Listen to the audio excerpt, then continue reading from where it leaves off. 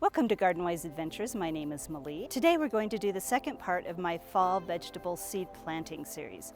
The last video I'll link up here at the top, but we prepared the beds and I added vermiculite to the soil this time to see if I could get the soil to hold some moisture. I tried planting fall seeds a little bit earlier, a few weeks ago, and none of them sprouted except for a few zinnias. So I watched M.I. Gardener and got some tips on how to get the seeds to sprout when it is really hot in the summertime so that you can have a fall crop. Now, one of the things that he mentioned is that moisture is a big issue, and I noticed that with my garden beds, is the soils immediately dried out right after watering. It's just been horrible. So that's why I added the vermiculite. So we'll see if that helps. And then I also learned another tip from M.I. Gardener, and we're going to show you what that tip is.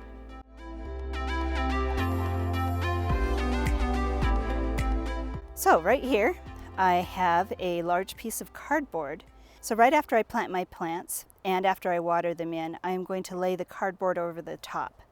Now, according to M.I. Gardener, he says look under that cardboard, regularly. You don't want to go for very long without looking under the cardboard, because if the seeds sprout and they stay under the cardboard, then they will die because they're deprived of light. So we're going to see if I can be diligent enough to catch them before they die and see if we can get some sprouting to happen, because I really want to plant some beets. So here we have a large number of seed packets. Let's get you a little closer so you can see some of the options. Now, I love beets because I love pickled beets. Here is a packet of just different colored beets. We also have my favorite Detroit dark red beets, so I'm going to be planting those. Some of the multicolored beets. Might be a little too soon for peas. This is my first time planting for a fall garden, but we're going to try it anyway. We're going to put some peas in. We're going to put some more kale in. And some Swiss chard. I have two varieties because I couldn't find the bright lights. There's been a seed shortage, and this is what I've got. What we're going to leave out until later is my lettuce seeds. I think the spinach is so fast I'm going to plant those a little bit later too. The other thing I'm going to plant, but I'm not going to plant in the ground, is cabbage. I'm going to start the cabbage indoors. So let's get these seeds in the ground. I've already watered the soil, and let's see if we can get some of these to sprout.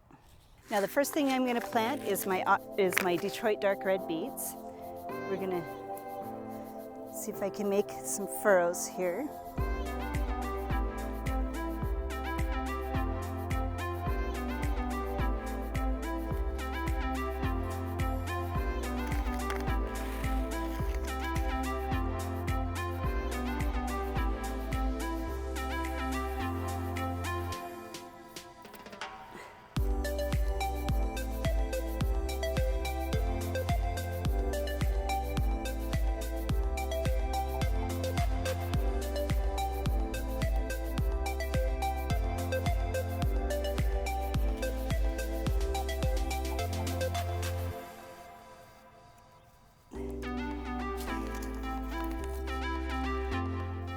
Okay, so I think the next thing I'm going to do is I'm going to mix these two charts. We've got the Ford Hook Giant and the Bali Rhubarb Swiss chard. So I'm going to mix these two together.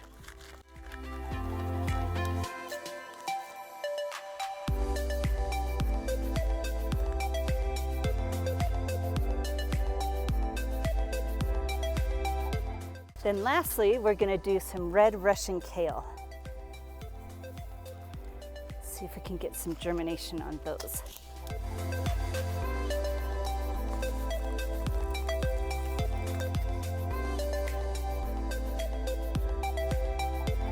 Pat all those in.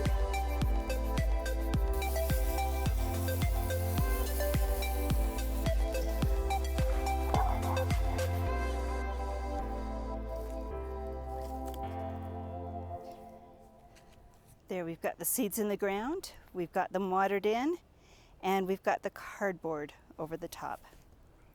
It's getting a little dark, but so I'm not going to be able to show you how I plant the peas, but I'm going to do the peas over here. I'm going to use the same method. Go find another piece of cardboard, and we'll update you and let you know if these sprout. So this is going to be a fun experiment for me. I'm really excited to see if these sprout and if I can get an actual fall crop. So far I've been unsuccessful, but we always, as gardeners, try again. So I challenge you to go out to your garden, see if you have an empty spot. If you do, throw in a few seeds. Throw some cardboard over the top and see if you can get yours to sprout. And I'd love to hear if you have any success. Go ahead and like and subscribe. I'm going to link up here the last video that I did on how I amended my beds, and I hope you have a wonderful garden adventure.